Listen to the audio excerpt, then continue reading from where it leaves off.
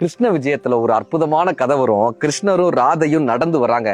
எய்தாப்புல ஒரு அரக்கன் வந்து நிக்கிறான். பிரம்மாண்டமான ஒரு உருவத்துல ஒரு அரக்கன் நிக்கிறான்.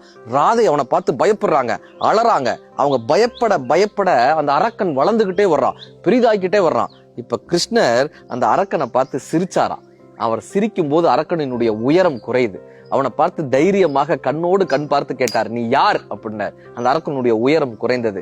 உன்னை பார்த்து எனக்கு பயம் இல்லைன்னாரு. அரக்கனுடைய உயரம் இன்னும் குறைந்தது. தன்னுடைய ஆயுதமான, தன்னுடைய பலமான புல்லாங்குழலை எடுத்து கிருஷ்ணர் வாசிக்க தொடங்கினார். அந்த அரக்கன் சிறிதாகி சிறிதாகி சிறிதாகி கடுகாகி போனான். கிருஷ்ணர் அவனை எடுத்து சம்ஹாரம் செய்தார்னு கிருஷ்ண விஜயத்துல ஒரு கதை வரும். இது சாதாரண கதை மட்டும் இல்லைங்க. அந்த அரக்கன் யார் தெரியுமா?